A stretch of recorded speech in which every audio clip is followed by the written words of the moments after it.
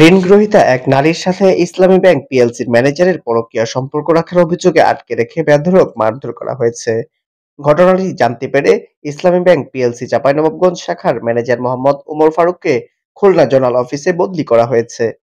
গত মঙ্গলবার 17 সেপ্টেম্বর রাতে ম্যানেজারকে তুলে নিয়ে গিয়ে আটকে রেখে মারধরের এ ঘটনা ঘটে।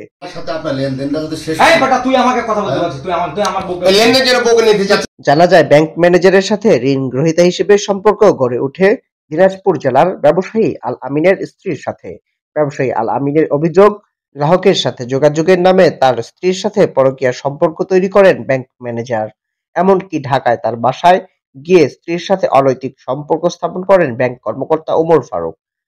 তবে ম্যানেজারের দাবি, পরকীয়া নয়, ব্যাংকিং কাজের অংশ হিসেবে ঋণ গ্রহীতা হওয়ায় তার যোগাযোগ ছিল ওই নারীর সাথে।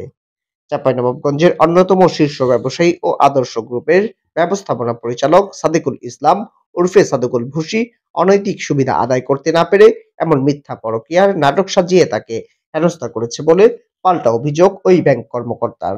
গত মঙ্গলবার সন্ধ্যার পর কৌশলে ঘুরতে নিয়ে যাওয়ার কথা বলে ব্যাংক কর্মকর্তা ওমর ফারুককে তুলে নিয়ে গিয়ে রাহাইচর এলাকার জনমানবহীন স্থানে আটকে রেখে একদল সন্ত্রাসী।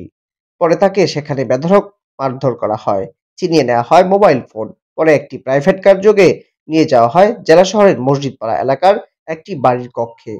এ সময় ঘরে আটকে রেখে মারধর করে দিনাজপুরের ব্যবসায়ী আল আমিনের স্ত্রীর সাথে পরকীয়ার বিষয়ে জিজ্ঞাসাবাদও চালানো হয়।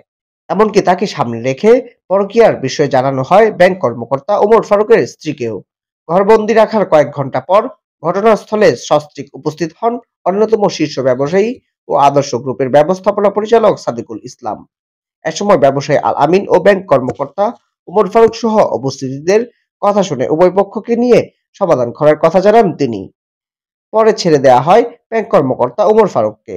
রক্তাক্ত অবস্থায় রাতেই বাসায় ফেরত যান তিনি।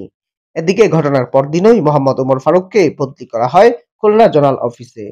ব্যবসায়ী আল আমিন বলেন, নারী উদ্যোক্তাদের সুদের হার কম হয়। আমার স্ত্রীর নামে একটি ঋণ করি ইসলামী ব্যাংকে। এরই সূত্রে দীর্ঘদিন ধরে আমার স্ত্রীর সাথে পরকীয়া সম্পর্কে ছিলেন ম্যানেজার ওমর ফারুক।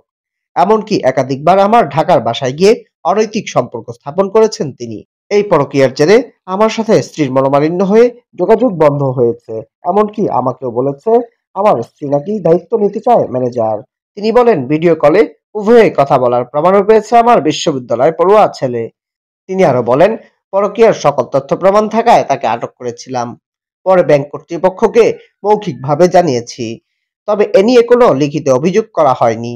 ওমর ফারুক তার কৃতকর্মের জন্য ক্ষমা চেয়েছেন এবং আমার স্ত্রীর সাথে আর কোনো ধরনের যোগাযোগ না করার প্রতিশ্রুতি দিয়েছেন।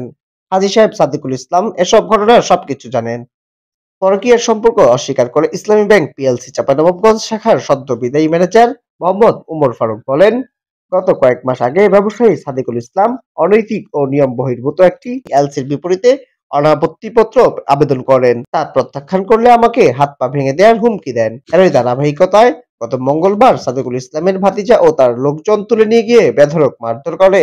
বর্তমানে আমি চিকিৎসা নিচ্ছি। এ নিয়ে কথা বলতে একাধিকবার যোগাযোগের চেষ্টা করলেও চাঁপাইনবাবগঞ্জের অন্যতম শীর্ষ ব্যবসায়ী ও আদর্শ গ্রুপের ব্যবস্থাপনা পরিচালক সাদেকুল ইসলাম ওরফে সাদেকুল ভুসি ফোন রিসিভ করেননি। এ বিষয়ে নাম প্রকাশ না করার শর্তে ইসলামী ব্যাংক পিএলসি চাঁপাইনবাবগঞ্জ শাখার এক কর্মকর্তা জানান, ম্যানেজার স্যারকে আটক রেখে মারধর ও গুরুতর অভিযোগ পাওয়ার পর ব্যাংক কর্তৃপক্ষ তাকে তাৎক্ষণিক খুলনা জোনাল অফিসে বদলি করেছেন। সমাধান তুই কি নিবি বলতে কি? ওই কি সমাধান নেবে বেটা? ওর কি সমাধান আছে? কোন যে কারো তোর কি সমাধান আছে? আর সমাধান কি নিবি বল, আমাকে বল, কথা বল। আপনারা কথা বলবেন? হ্যাঁ কি বল, আর তোর কথা তুই বল না, তুই বল, বল না কি সমাধান নিতে যাচ্ছিস? আপনার সমাধান কি নেবেন আপনি বল দেখি।